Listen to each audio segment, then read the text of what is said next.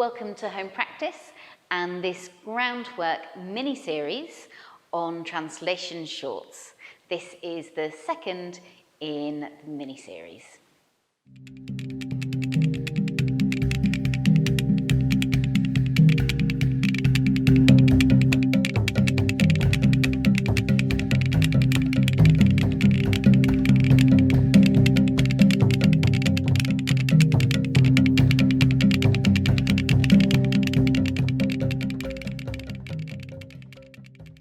Hello, I'm Laura. I'm a white female dancer in her 30s. I have short, wavy, reddish-brown hair. I'm wearing blue jogging bottoms and a navy hoodie, and I'm sat in my wheelchair in a dance studio with wooden floor and pale blinds behind me.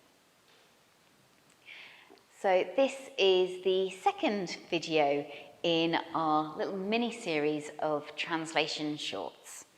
Just to give you a refresh on what these videos are about, we're looking at translating movement from one dancer onto another dancer with different physicality. And we do this by looking at 4 different areas that we break the movement down into. As always, if you want a little bit more detail and a bit more of an introduction into those 4 areas, and you haven't already, then do go and watch the first introduction to translation. There is a link in the description, so you can do that.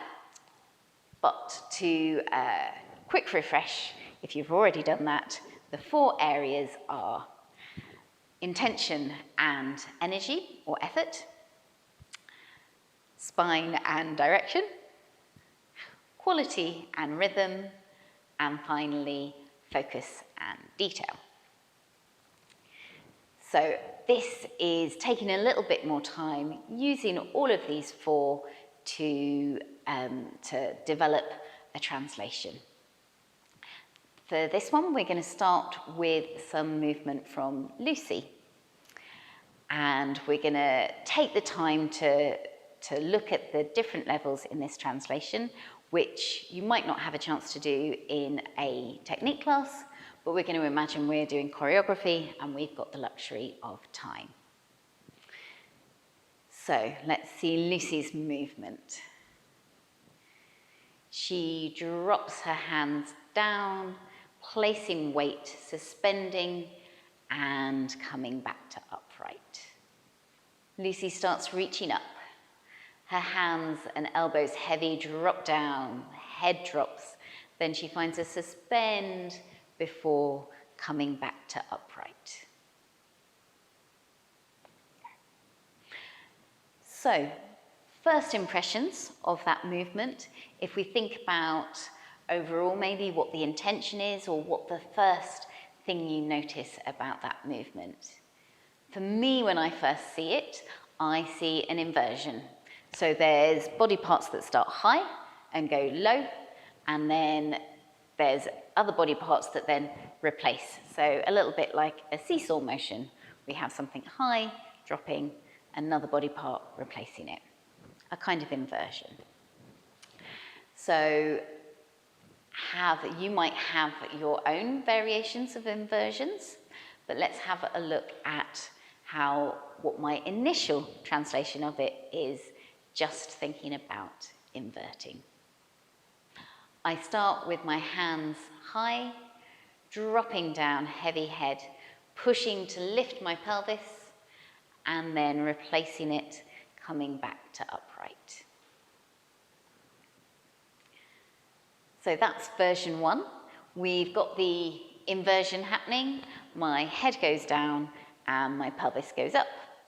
But there's a lot more going on in that movement. So let's take another look. So Lucy starts with her hands reached up, drops down, heavy arms, heavy head, pressing into the floor to lift the pelvis, and then snakes with her spine to come up. And there's also a slight change of direction from the diagonal to facing front. So keeping those two things in mind, there's at the end of the movement, rather than just coming upright, there's a snake with the spine to bring ourselves upright, and there's a slight shift in direction.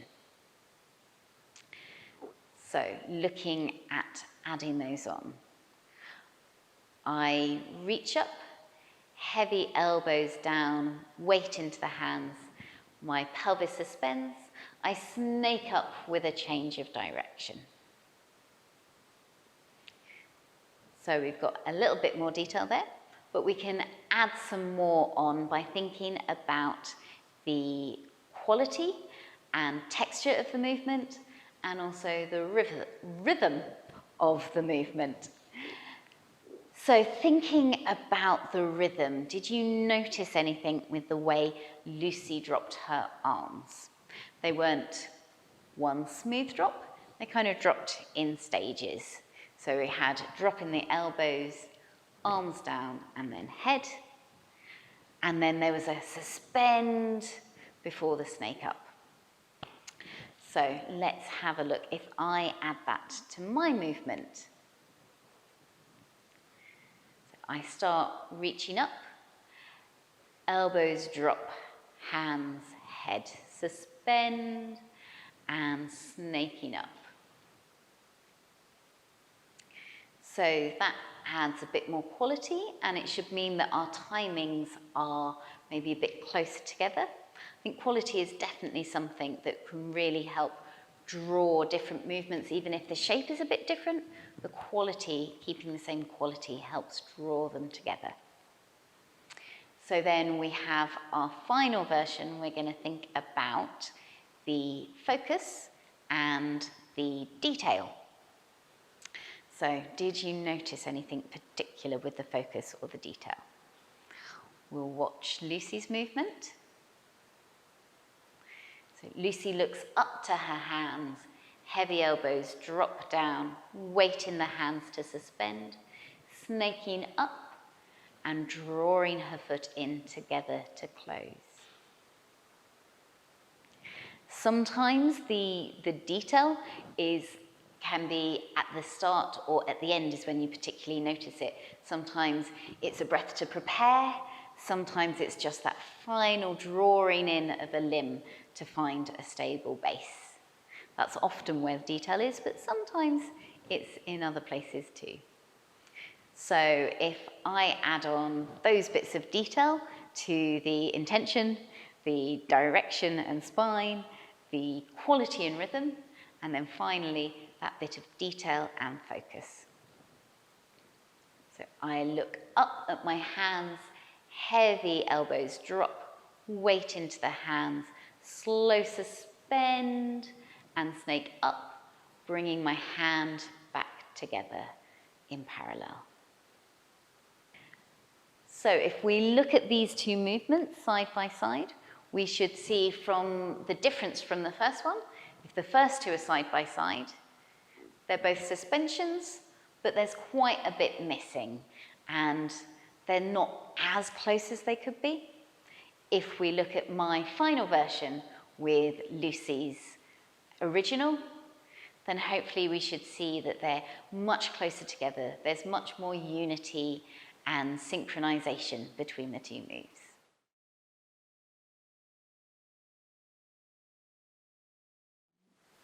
So that's how we've found more detail and more cohesion between the two movements.